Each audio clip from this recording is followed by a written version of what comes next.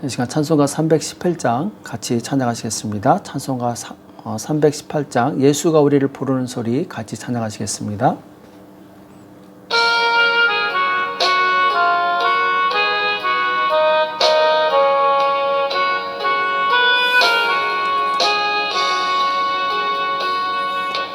예수가 우리를 부르는 소리 금성 부드러워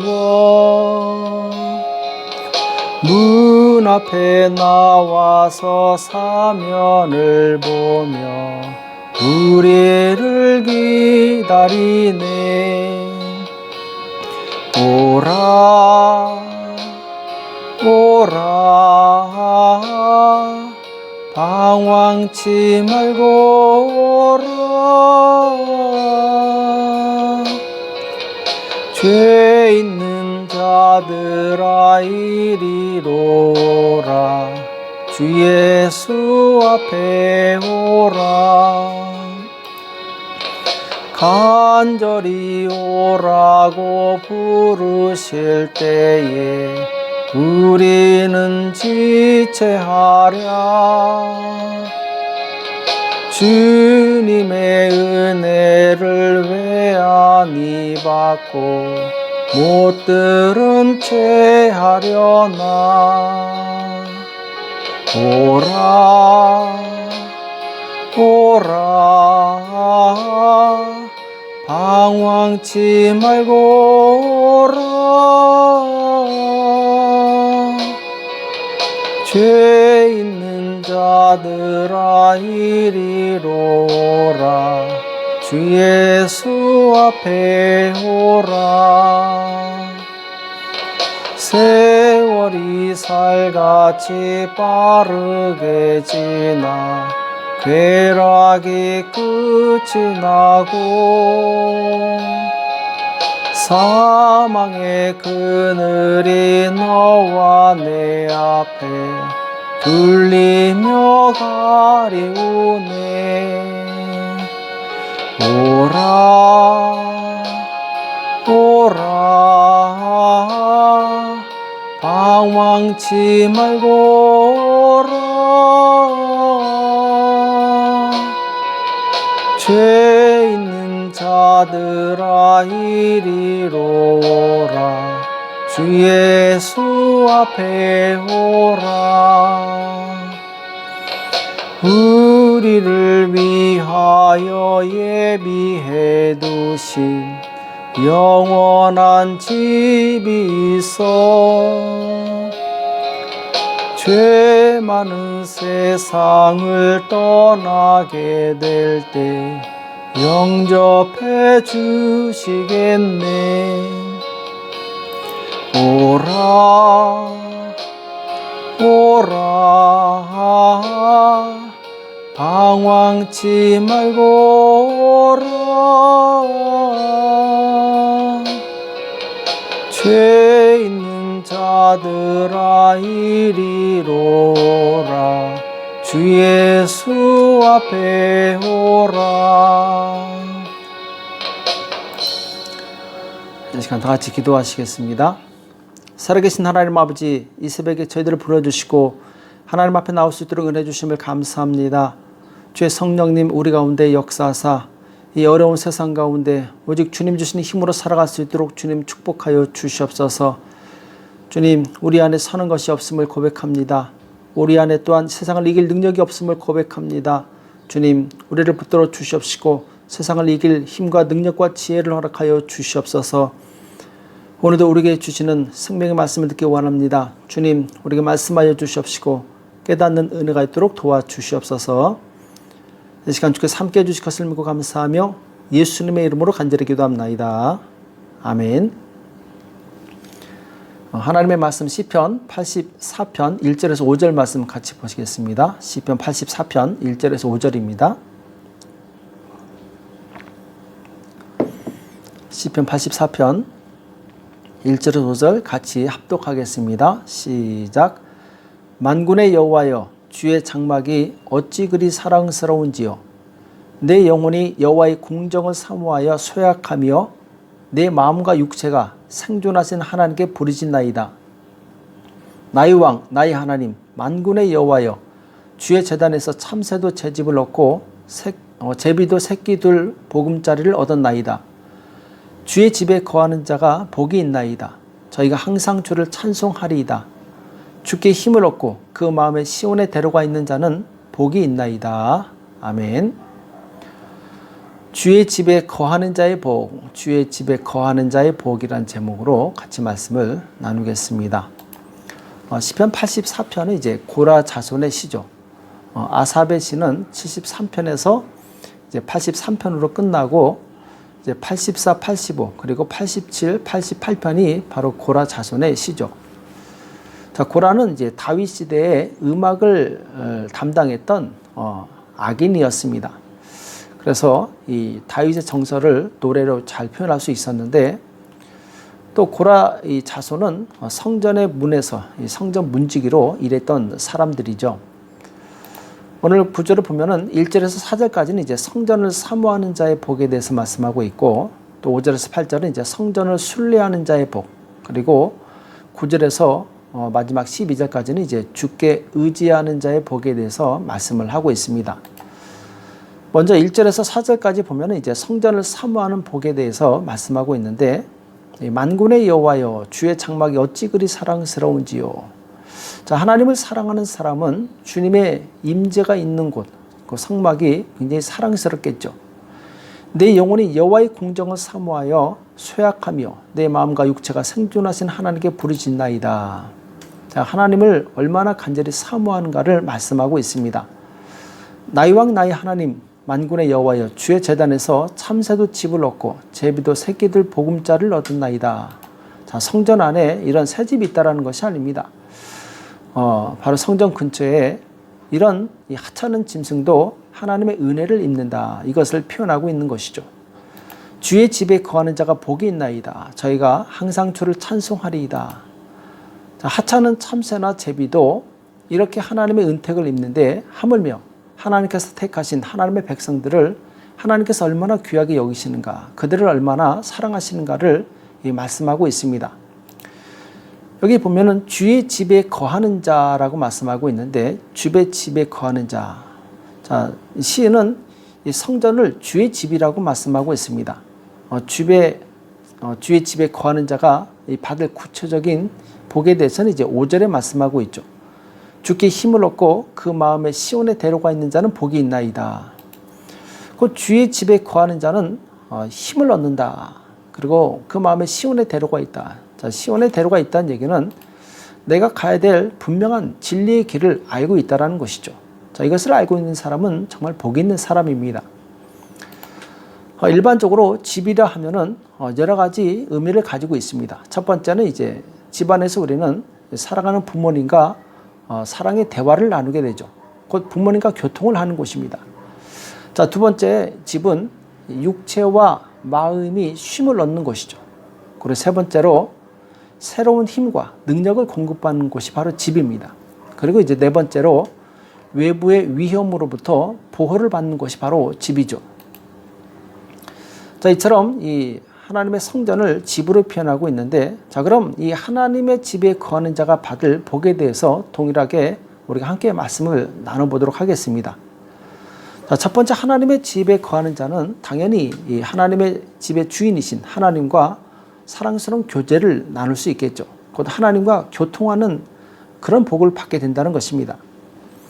출애굽기 33장 11절에 보면은 이 하나님의 사람 모세가 마치 이 친구와 이야기하는 것처럼 하나님과 대면에서 말씀하셨다, 대면에서 교통했다, 말씀했다라고 말씀하고 있습니다. 자, 하나님과 이렇게 친밀한 교제를 나누는 것, 이거 참 큰 복이죠. 그리고 40일 동안 이 시내산에서 하나님과 교통했던, 하나님의 율법을 받았던 이 모세는 그가 내려올 때 얼굴에 이 광채가 나서 모든 사람들이 그 얼굴을 보기를 두려워했습니다. 그만큼 하나님과 교통하는 사람은 하나님께 큰 은혜와 복과 거룩함의 복을 얻게 되는 것이죠. 시편 1편에서도 오직 여호와의 율법을 즐거워하며 그 율법을 주야로 묵상하는 사람이 복이 있다 이렇게 말씀하고 있죠. 자, 그런 사람은 시냇가에 심은 나무가 시절을 쫓아 과실을 맺으며 그 잎사귀가 마르지 않음 같으니 그 행사가 다 형통하리로다 이렇게 말씀하고 있습니다. 자, 시냇가에 심겨진 이 나무는 그 시냇물로부터 계속해서 이 물을 공급받기 때문에 그 잎사귀가 마르지 않고 그리고 항상 푸르름을 유지할 수 있습니다. 마찬가지로 하나님과 끊임없이 교통하는 사람은 영적인 힘을 공급받기 때문에 그 영적인 생명력이 항상 풍성할 수밖에 없는 것이죠. 자, 이처럼 하나님의 집에 거하는 사람은 하나님과 교통하는 그런 축복을 누리게 되고, 두 번째로 하나님의 집에 거하는 자는 육체와 마음의 쉼을 얻을 수 있습니다. 자, 직장인이 퇴근하고 집에 오면은 몸을 쉴 수가 있습니다. 편안한 옷으로 갈아입고 그리고 집에 침대에서 편하게 쉴 수 있죠. 또 이 마음적으로도 안정이 됩니다. 집에 오면은 마음이 편안해지죠. 그래서 집은 노동으로 지친 몸과 정신을 쉬게 해줍니다. 마찬가지로 이 하나님의 집에 거하는 자는 세상의 이 염려와 걱정에 찌든 자기의 마음을 쉬게 할 수 있습니다. 열왕기상 17장에 보면은 3년 반 동안 기근이 시작되면서 엘리야가 그리 시냇가에 가서 숨어서 지내는 내용이 나오죠. 그때 하나님께서 이 까마귀를 보내서 그 시냇가에서 떡과 고기를 계속해서 공급하시는 내용이 나옵니다. 곧 하나님께서 이 엘리야의 모든 필요를 채워주셨던 거죠. 그 육체가 힘들지 않도록 공급해 주셨던 것이죠. 또 마태복음 11장 28절과 29절에 보면은 예수님께서 우리 지친 마음과 영혼을 회복시켜 주시는 내용이 나옵니다. 수고하고 무거운 짐진 자들아 다 내게로 오라. 내가 너희를 쉬게 하리라. 나는 마음이 온유하고 겸손하니 나의 멍에를 메고 내게 배우라. 그러면 너희 마음이 쉼을 얻으리니. 자, 너희 마음이 쉼을 얻으리니. 곧 예수님께서 우리 마음에 쉼을 주시는 분으로 말씀하고 있습니다. 예수님께 나가서 진정한 마음의 쉼을 얻으시기 바랍니다. 우리가 믿는 예수님은 이론으로 존재하시는 분이 아닙니다. 실제적으로 우리의 모든 고민을 해결해 주시고 우리의 지친 이 마음과 영혼을 회복시킬 수 있는 그런 분이시죠. 또 베드로 사도는 베드로전서 5장 7절에서 너희 염려를 다 주께 맡겨버리라. 이는 저가 너희를 권고함이니라 이렇게 말씀하고 있습니다. 그러니까 우리 염려를 다 주님께 맡겨버리라고 권면하고 있습니다. 우리의 모든 고민을 주께 맡겼을 때 우리는 진정한 쉼을 얻을 수가 있게 됩니다. 또 세 번째로 이 하나님의 집은 이 새 힘과 능력을 공급받는 곳입니다. 직장에서 퇴근한 이 사람은 집에서 맛있는 음식을 먹고 또 쉬면서 새 힘을 얻습니다. 그래서 다시 이 아침에 직장으로 출근하게 되죠. 마찬가지로 성도는 이 하나님의 집에서 새 힘을 얻어서 세상에 나가서 승리할 수 있게 됩니다. 우리가 새 힘을 얻는 방법은 바로 기도죠. 기도를 통해서 우리는 새 힘을 얻게 됩니다. 예수님께서 능력 있는 사역을 하셨습니다. 많은 환자들을 고치시고 그리고 귀신들을 쫓아내셨는데 그 능력의 비결이 어디 있었느냐? 바로 하나님의 집에서 기도하셨던 것에 있던 거죠. 그래서 마가복음 1장 35절에 보면은 새벽 오히려 미명에 예수께서 일어나 나가 한적한 곳으로 가사 거기서 기도하시더니, 자, 한적한 곳이라는 것은 아무도 없는 곳을 말하는 거죠. 거기에 가서 하나님께 기도합니다. 자, 신약 시대 때 우리 몸이 하나님의 성전입니다. 성령이 거하시는 전이죠. 구약 시대에는 예루살렘의 성전이 있어서 많은 사람들이 그쪽으로 갔습니다. 그러나 이제 신약 시대 예수님께서 승천하시면서 우리에게 보내주신 그 성령님이 계신 곳, 그것이 바로 우리의 몸이고 그것이 우리의 성전이죠. 그래서 우리가 하나님과 단독으로 조용히 교통할 때 우리는 어디서든지 바로 기도할 수 있습니다. 그래서 오순절날 마가의 다락방에서 간절히 기도했던 120명의 제자들이 성령의 충만함을 받는 내용이 나옵니다. 그래서 이제 교회가 시작되는데, 성령 충만했던 그 제자들이 얼마나 강력했는지 예루살렘에 큰 부흥이 일어나게 됩니다. 또 사도행전 4장 29절에 보면은 이 제자들에 대한 핍박이 심해지게 됩니다. 그때 제자들은 조금 더 위축되지 않습니다.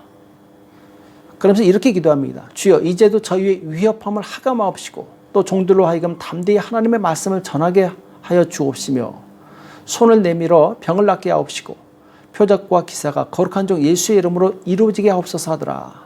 빌기를 다음에 모인 곳이 진동하더니 우리가 다 성령이 충만하여 담대히 하나님의 말씀을 전하니라. 이렇게 말씀하고 있습니다.